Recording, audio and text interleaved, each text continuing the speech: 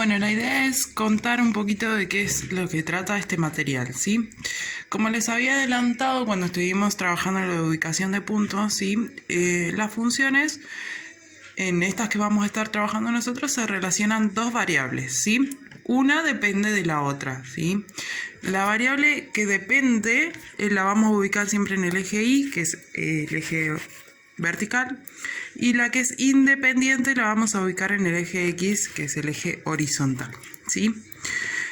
En este caso, como vemos, en el eje X tenemos el tiempo, a ver si logro enfocar, ahí el tiempo, y en el eje Y la distancia, ¿sí? Es decir, que en este gráfico se representa esas dos variables. Y dice, el siguiente gráfico muestra la distancia en la que se encuentra una familia con respecto a su casa desde que salieron hasta que llegaron o regresaron de su paseo, ¿sí? Fíjense en las conclusiones que hay abajo. Dice, a las 9 la familia salió de su casa, ¿sí? Fíjense que acá el gráfico empieza en 9. Estas dos rayitas que yo tengo ahí me indican que lo que pasó entre 0 y 9 no me interesa en este gráfico, ¿sí?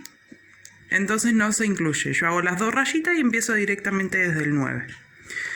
Después dice que estuvieron viajando durante 2 horas. Fíjense que acá la distancia va aumentando por 2 horas hasta llegar al 11.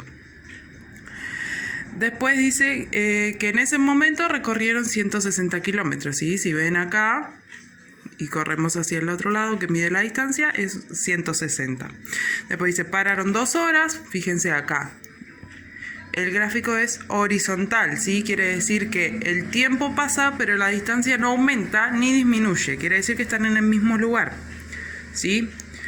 Después continuaron el viaje hasta las 14 horas, eso es lo que dice. Por eso otra vez vuelve a aumentar otro poquito.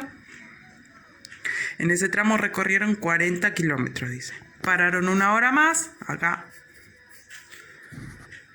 Y emprendieron el viaje de regreso a casa, ¿sí? Es cuando el gráfico empieza a descender, ¿sí? Porque la distancia a su casa se va haciendo cada vez más chica, están llegando, ¿sí? Esas son las conclusiones que yo puedo sacar con este gráfico. Acá tenemos otra situación parecida, ¿sí? En este también se mide el tiempo y la distancia en kilómetros.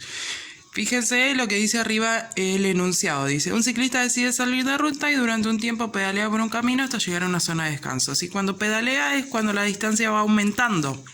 En este caso la distancia está medida en kilómetros, ¿sí? Dice, llega a una zona de descanso donde decide almorzar, ¿sí? Donde el gráfico es derechito, es horizontal, es constante, quiere decir que el tiempo pasa, pero la distancia no aumenta ni disminuye, entonces está en el mismo lugar. Pasado ese tiempo, sigue avanzando durante un par de horas más.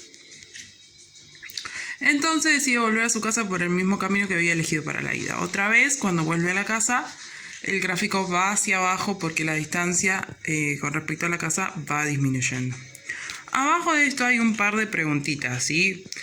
Que dice, ¿a cuántos kilómetros de su casa decide parar a comer? Si yo tengo que mirar los kilómetros, voy a mirar sobre este eje, ¿sí? Voy a buscar dónde para y voy a buscar el valor sobre este eje.